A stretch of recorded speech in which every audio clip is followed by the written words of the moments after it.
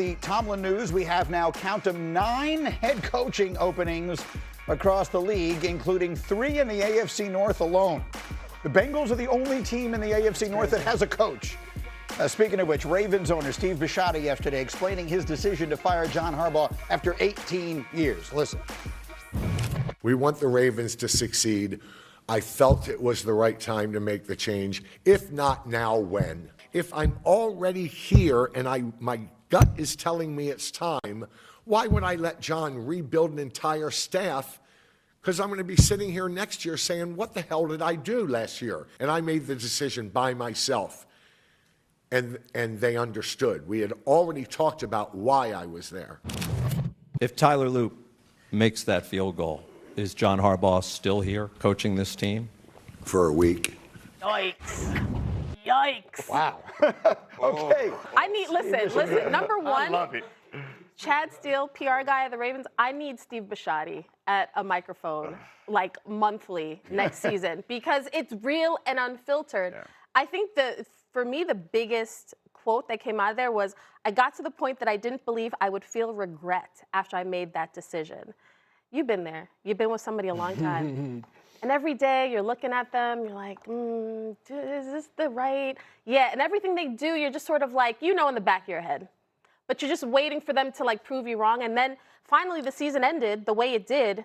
And Bisciotti said, yeah, I trust my gut. We gotta move on. I would add, and Kimberly's right on this, it is so rare that we get an unfiltered version of an NFL owner, an NFL general manager talking candidly. They spoke openly about Lamar, they spoke openly about Harbaugh, and they took questions from a media group without being filtered. So credit to the PR staff, Chad Steele, but also to Steve Bisciotti and Eric DeCosta for not being scared of the shadows. That so many times we get owners, GMs, coaches, and it's message points, and let me see, and we're not going to answer that. This was the most refreshing postseason press conference. And if you had questions about Harbaugh, they were asked. Yep. If you wanted answers on Harbaugh, they were asked.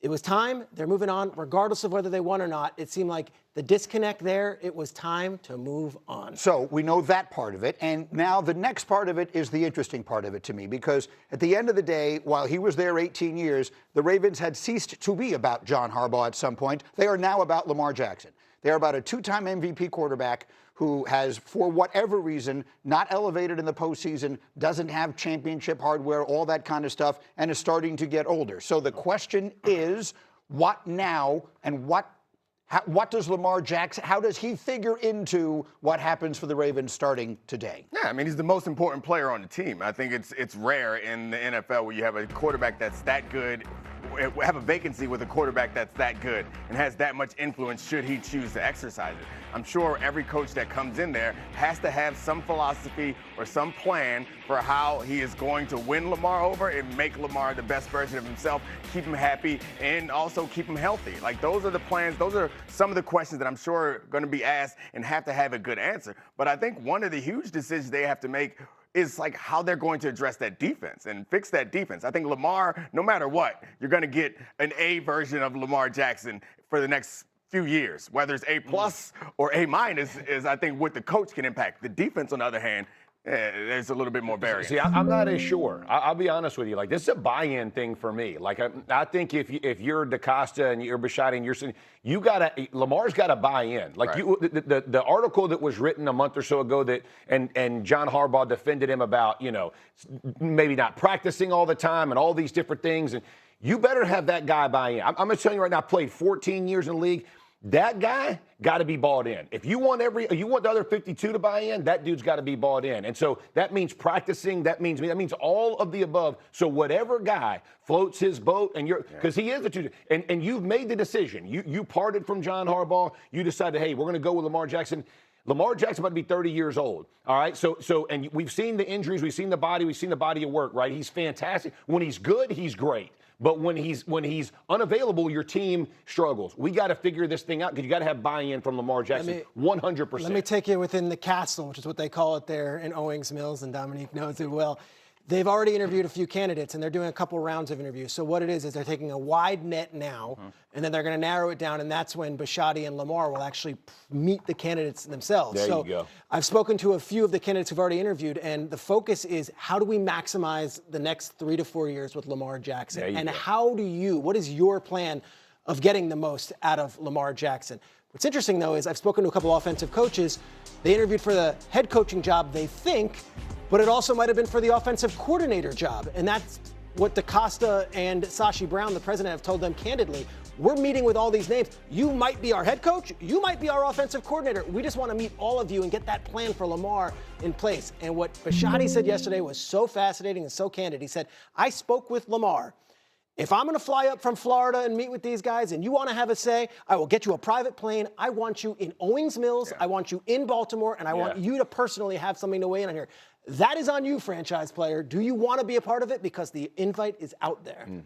Before Week 18, we'd had a conversation on this desk, and I said, if you're the only reason I see John Harbaugh not being their head coach is if you say, if Lamar is like, it's me or him, or like you make that delineating line.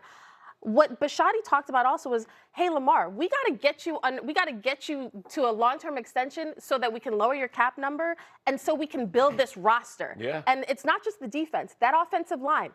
Part of the reason he had the knee and he had this and he had that, he's running, like he was under so much pressure this year. So I just think all of it together, it's great that the focus is on Lamar, but they got to hit on this roster. 19 years in Pittsburgh for Mike Tomlin, 18 years in Baltimore for John Harbaugh. It really is the turning of a page in the NFL. We'll get back to Tom. Well, very attractive. The nostalgia, obviously, you have a level of consistency with that organization if you're a head coach looking to be the next head coach of the Pittsburgh Steelers. They keep their guys for a long time, but I said you have to win in order to stay. Very proud franchise. We know what this fan base is and how much this means to that area, the Steel City, Steel Nation. So, and you don't come in with a bare cupboard. You come in with some veterans that understand how to win and have played at a very high level. Now, obviously, the elephant in the room is having a quarterback and trying to figure out the future of your franchise. So that'll be a big part of what this next head coach has to do. And then when it comes to Baltimore, you got two-time league MVP. You got a team that's been knocking at the door of potentially going to a Super Bowl.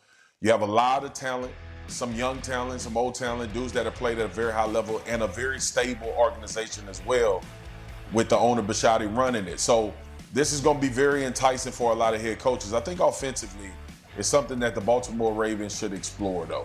Having a coach that can work hand-to-hand with Lamar Jackson, having that rapport, building those relationships, and also spending a lot of time together to see what that little thing they need to do get over the hump, which is why they let John Harbaugh go. Because you don't let a John Harbaugh go if you're just looking for another good coach. You let John Harbaugh go because you think you can get that extra edge in the winning the Super Bowl. So I think offensive-minded should be something that the Baltimore Ravens look at. I think the Steelers is wide open, defense or offense. It's all about the GM and finding a quarterback in Pittsburgh. Yeah, one of the most stable divisions in football, and all this upheaval now in the AFC North. 3 head coaching openings in the division. Good stuff, Marcus. And for more on today's news, here's Tony and Mike with PTI's